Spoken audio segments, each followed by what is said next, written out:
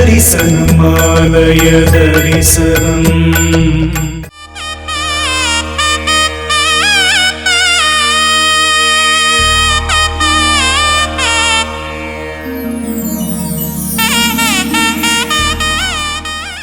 புரட்டாசி பொங்கல் நன்னாளில் பூவையர் போட்டிடும் முளைப்பாரி வரங்கள் தந்திடும் காளியம்மா ஏற்றிட இங்கு வரவேணும்.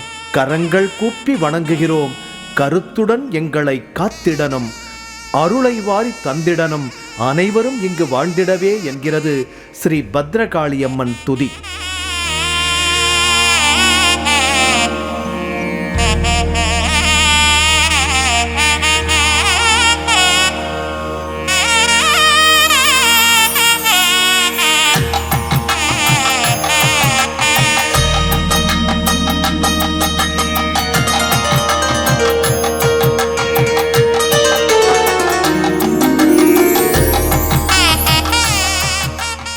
அன்னை ஆதிபராசக்தியின் அருள் அவதாரங்கள்தான் எத்தனை எத்தனை. அவளே காக்கும் கடவுளாக, கருணை கடலாக விளங்குகிறாள்.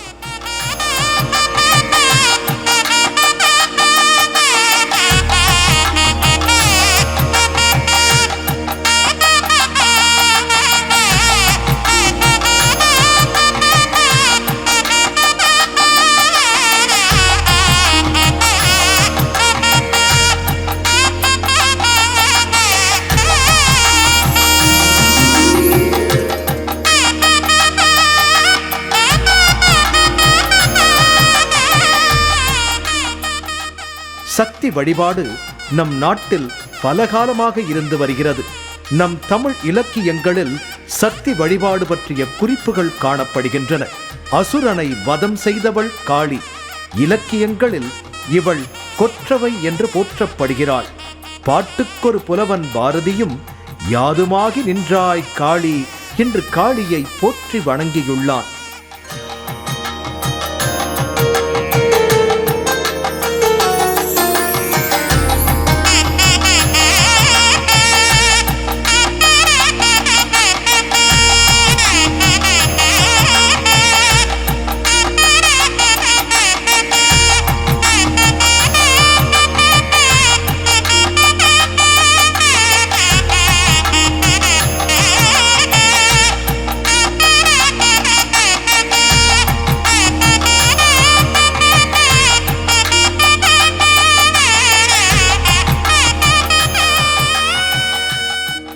தமிழ்நாட்டின் தென் மாவட்டங்களில் ஸ்ரீ பத்ரகாளியம்மன் வழிபாடு மிகவும் பிரசித்தம்.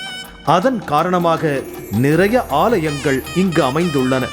அப்படி ஒரு ஆலயம்தான் ஸ்ரீவில்லிபுத்தூர் பெருமாள்பட்டி கிராமத்தில் அமைந்திருக்கும் ஸ்ரீ பத்ரகாளியம்மன் ஆலயம்.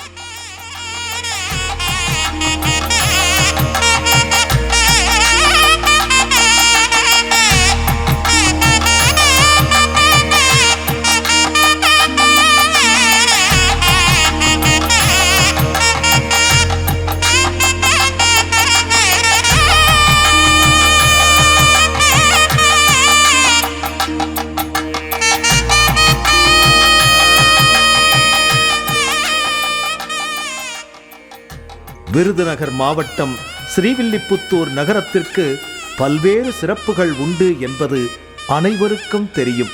இந்த ஸ்ரீவில்லிபுத்தூரில் அமைந்திருக்கும் ராஜகோபுரம்தான் நமது தமிழக அரசின் சின்னமாக அமைந்திருக்கிறது.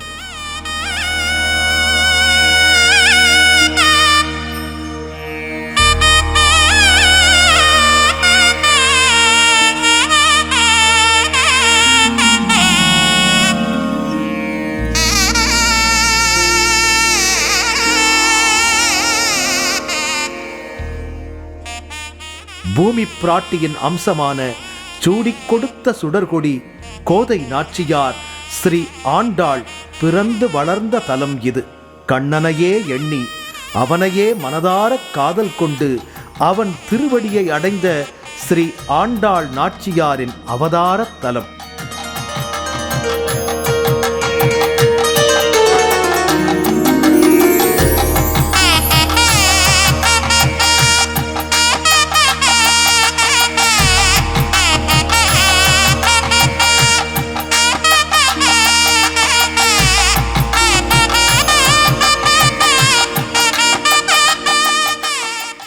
கோதை பிறந்த ஊர், கோவிந்தன் வாழும் ஊர் என்ற பெருமை பெற்ற திருத்தலம்.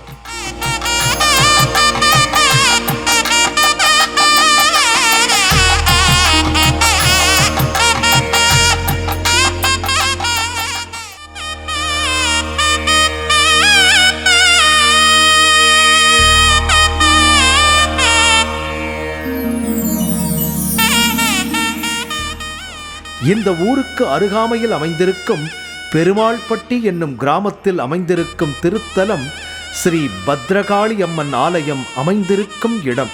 இந்த ஆலயம் பெருமாள்பட்டி நாடார் உறவின் முறைக்கு பாத்தியப்பட்டது.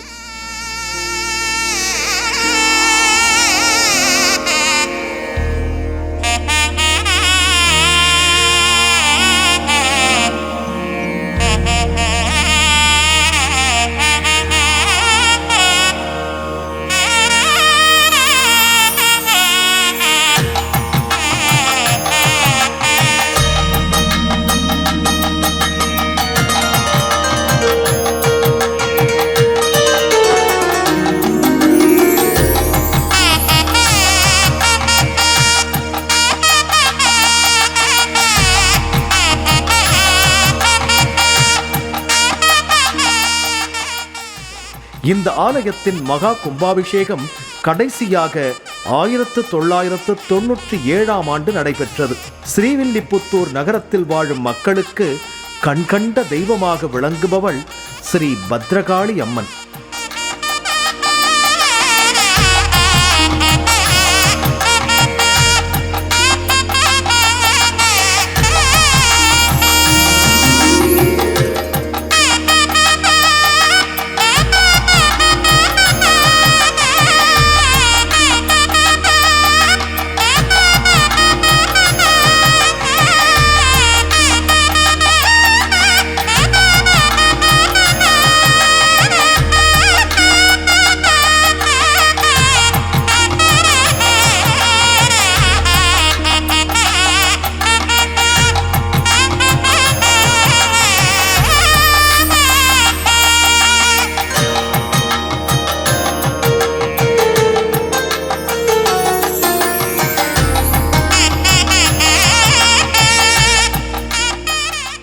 இந்த ஆலயத்தில் ஸ்ரீ உச்சமாகாளி அம்மன், ஸ்ரீ வைரவசுவாமி மற்றும் ஸ்ரீ கருப்பசுவாமி ஆகியவர்களின் சன்னதிகள் அமைந்திருக்கின்றன.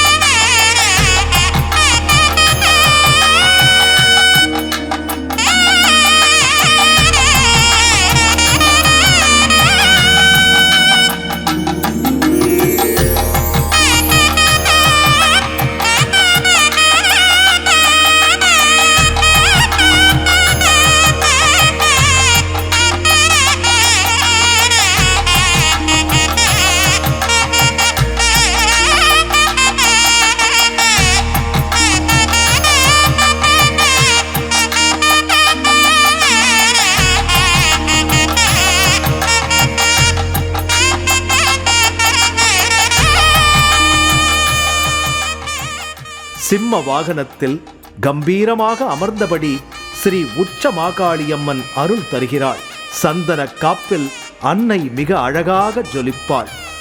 அது மட்டுமில்லாமல் ஊஞ்சல் சேவையில் அன்னை ஸ்ரீ பத்ரகாளியம்மன் மிக அழகாக அலங்கரிக்கப்பட்டு பக்தர்களுக்கு அருளாசி தருகிறாள்.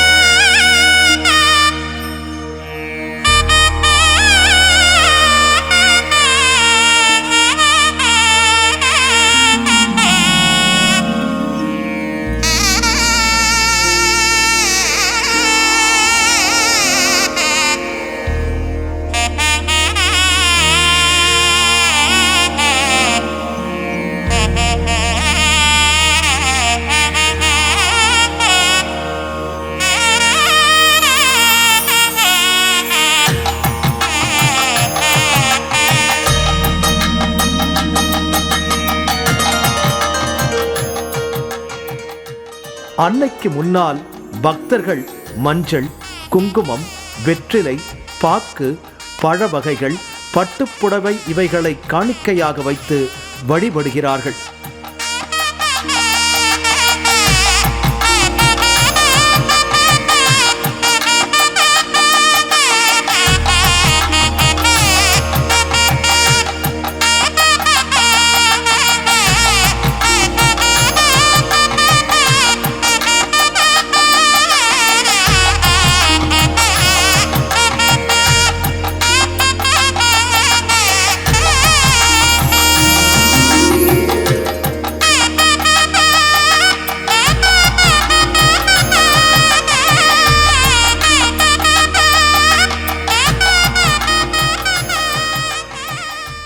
அன்னையின் கருவறைக்கு முன்னால் பலிபீடம், சிம்ம வாகனம் காணப்படுகின்றன.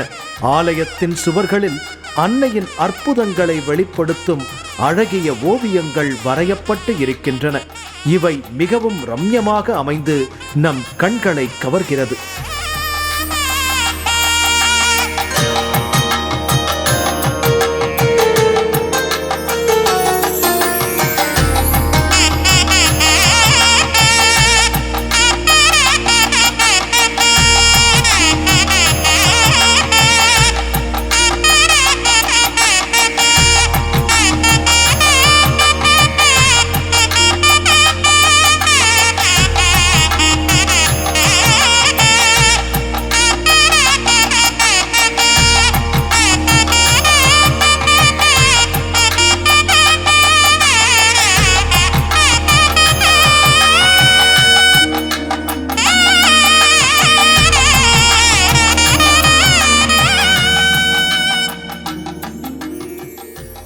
இங்கு மூலவராக விளங்கும் அன்னை ஸ்ரீ பத்ரகாளி அம்மன் மிகவும் பேரழகு கொண்டு காட்சி தருகிறாள்.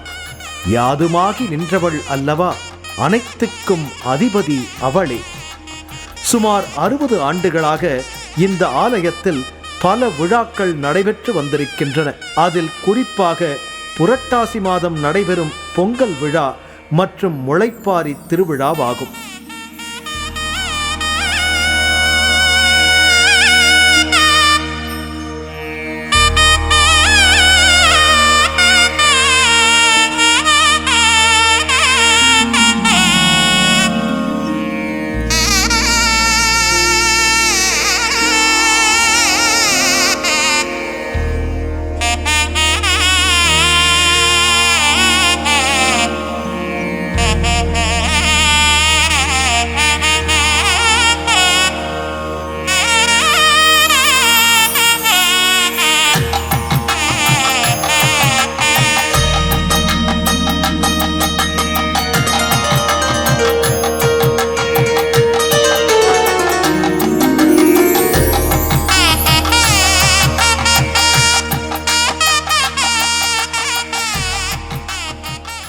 நோய் நொடிகளை தீர்ப்பவள் அவளே. பக்தர்களின் மனக்குறையை போக்கி அருள் தருபவளும் அவளே. இங்கு வரும் பக்தர்கள் 10 நாட்கள் விரதம் இருந்து முளைப்பாரியை தங்கள் தலையில் சுமந்து செல்வது வழக்கம். முளைப்பாரி என்பது அம்மன் விழாக்களில் இடம்பெறுவது மட்டுமல்ல, திருமண விழாக்களிலும் இடம்பெறுகிறது. இதனை பாலிகை என்றும் சொல்வார்கள்.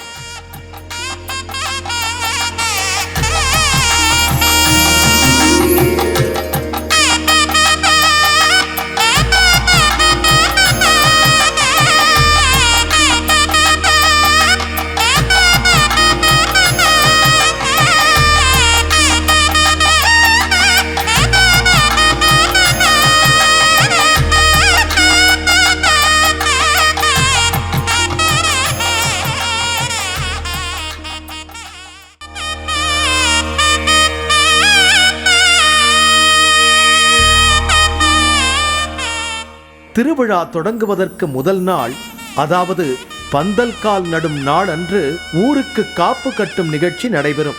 அதாவது திருவிழா முடியும் வரை அந்த ஊர் மக்கள் எல்லை தாண்டக்கூடாது என்பது ஐதீகம். அன்றைக்கு ஈரமணல் தொட்டியில் நவதானியங்களை விதைத்து விடுவார்கள். திருவிழா முடியும் 10 நாட்கள் வரை அந்த நவதானியங்கள் முளைவிட்டு செழிக்கும். அந்த ஊரும் அதுபோல செழிப்பாக வரும் என்ற நம்பிக்கை.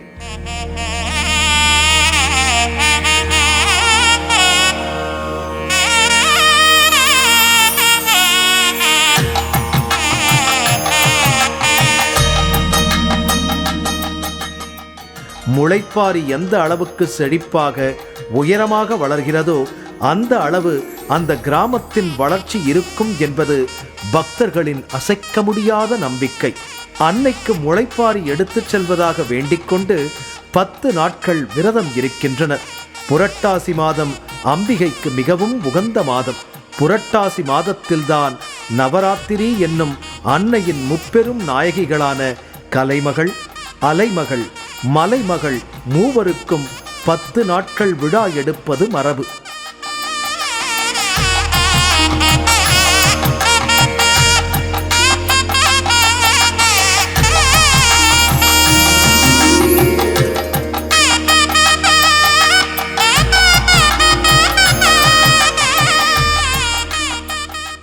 ஸ்ரீ பத்ரகாளி அம்மனுக்கு விழா எடுப்பதும் புரட்டாசி மாதத்தில்தான்.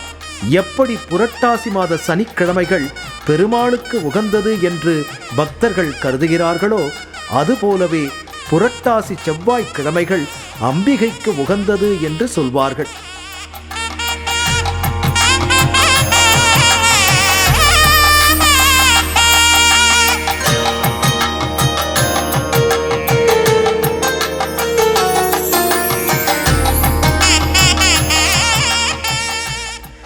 ஒரு செவ்வாய்க்கிழமை தொடங்கும் விழா அடுத்து வரும் செவ்வாய், புதன், வியாழன் என்று 10 நாட்கள் நீடிக்கிறது. விழா காலங்களில் பக்தர்கள் தங்கள் தலையில் முளைப்பாரியை பக்தியுடன் சுமந்து வரும் காட்சி பார்ப்பதற்கு மிகவும் அழகாக இருக்கும். நன்கு வளர்ந்த பயிர்கள் கால் முளைத்து நடந்து வருவது போன்ற ஒரு தோற்றத்தை தரும். அடுத்த நாள் முளைப்பாரிக்கு மாலை சூட்டி அழகுபடுத்துவார்கள். இந்த நாட்களில் அன்னை செவ்வாடை அணிந்து காட்சி தருகிறாள்.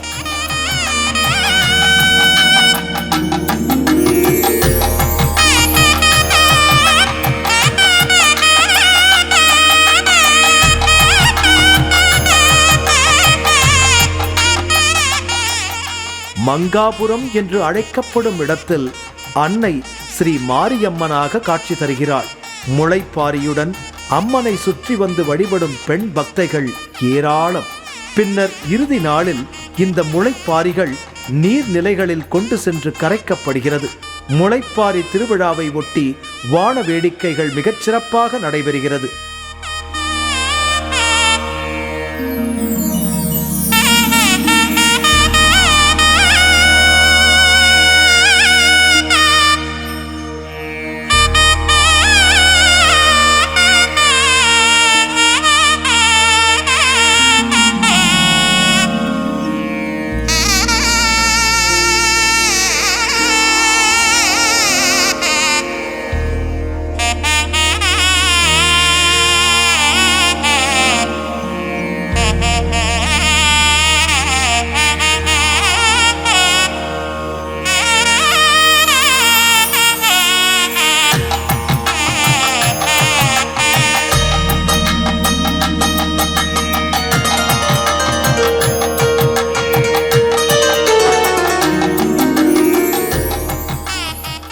அன்னைக்கு திருவிழா என்னும் போது மக்கள் மிகவும் மனம் மகிழ்வு கொள்கிறார்கள். அன்றைக்கு அம்மன் எதிரில் கும்மியடித்து ஆடிப்பாடி மகிழ்வார்கள். ஸ்ரீ பத்ரகாளி அம்மன் வேண்டுவோருக்கு வேண்டும் வரம் தந்து அருளுபவள் என்கிறார்கள் பக்தர்கள்.